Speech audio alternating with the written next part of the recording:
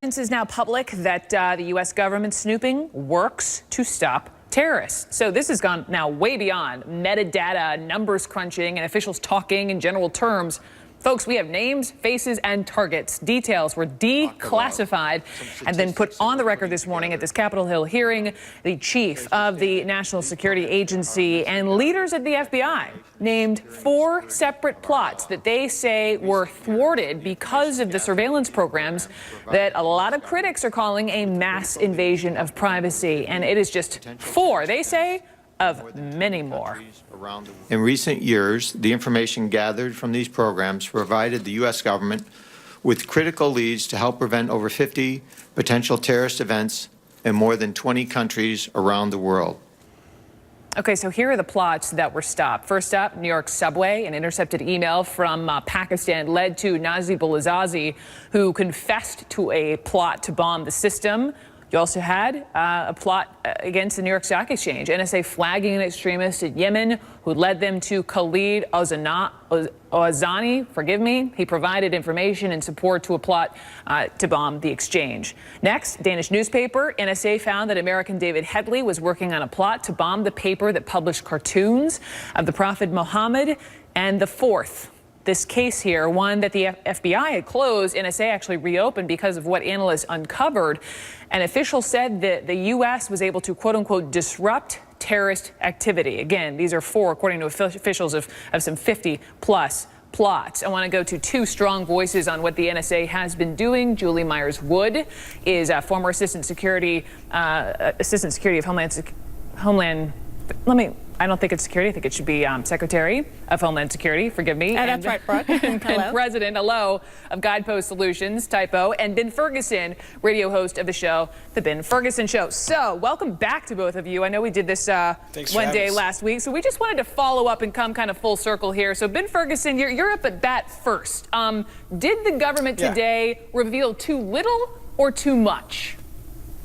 I don't think that they did really either of those things. I think the American people are looking to these leaders and saying, okay, can you show us legitimate cause and make our fears be calmed down by showing us that, in fact, you are using this information for good instead of just targeting Americans and my phone records? And I'm not sure they did enough today to somehow make people feel more safe or feel more comfortable with these programs. Some of the information they talked about today, I think a lot of Americans are going to say, this is kind of Captain Obvious information. Of course, we know the government is attacking and trying to protect Americans and interests and bombings and everything else. But you still didn't speak to what are you doing with all of our information, and are you keeping it? And more importantly, are there people in the government that can abuse this information? So you're still frustrated with just the simple act of what they've been doing for the last 7 years versus the fact that, you know, perhaps a lot of fears are allayed today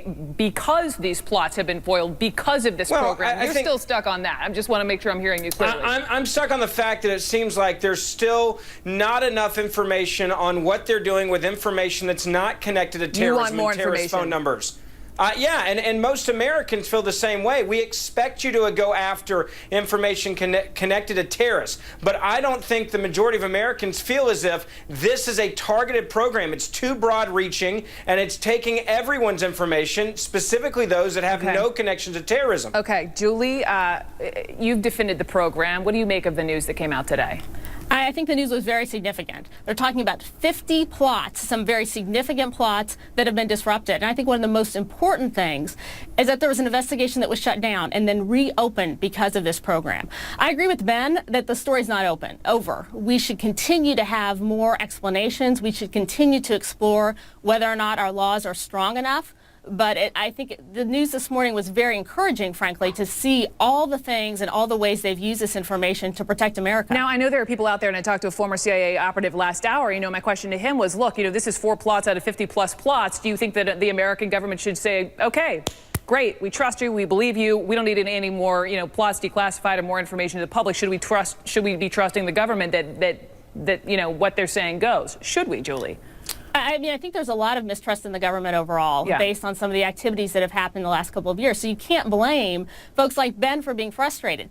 At the same time, I think General Alexander had a great point this morning when he said we can't reveal every plot and all the details of every plot we've disrupted. If we do that, we are giving the terrorists too much information. So I think there's a balance there. Brooke, go ahead, Ben. Brooke, I think one of the interesting things is if you ask the American people if they trusted the 4 individuals that are sitting there in front of Congress today, I think the majority of Americans would say yes. The problem is they're not the ones that are actually day in and day out going through and mining this information. And that's where that core issue of trust comes up is, can I trust the people that work under you to not abuse this power and use it for possible political reasons, which we saw with the IRS? This administration right now has a major trust issue with the American people, and that's something they have not experienced before. Let me just jump in, because I think just a layer to this story is also the timing, because, you know, last night there was the big interview with President of the United States sitting down with Charlie Rose, right, on PBS, which, you know, full transparency, listen, you know, that was taped before the president left for Ireland, but let's just first listen to a quick soundbite. Here they were. I've stood up a privacy and civil liberties oversight board made up of independent citizens, including some fierce civil libertarians. I'll be meeting with them. And what I want to do is to set up and structure a national conversation. So, I think, hang on. Here he is. He's defending the NSA program. Let me just get to my other point, which is you have this airing last night. Then, you know, less than 24 hours later, you have this intricately orchestrated hearing with all this new detail. Obviously no coincidence, Julie. I mean, what do you make of the strategy here? Well, certainly, ever since the first leak happened, they've gone back and looked, what can we connect, what can we show that has been disrupted based on, you know, these programs. And so they really tried to build that case. But I thought the president's point about the Privacy and Civil Liberties Oversight Board was very significant. That was a board that was imposed by Congress, not by President Obama. And that's a board that's frankly been quite inactive. And so I think it's interesting that now he's going to bring this board together and now use this board in a different way. And let's see what that board is going to do in this instance. I hear you, Ben. What's your butt? Brooke, boards, I think, mean nothing. And a proof of it is the president appointed a job creation board that met a total of 0 times. So I don't think that's going to make the American people go, oh, well, you picked some of your buddies and they're now on this board and that's going to fix our problem. He had a job creation board and they never even met before he dissolved it. So I don't think people think a citizen board is going to be able to figure out what's going too far and maybe what's not going too far when you're dealing with the NSA, for goodness sake. Julie, I want you to respond to that. Thank you. This is a bipartisan board.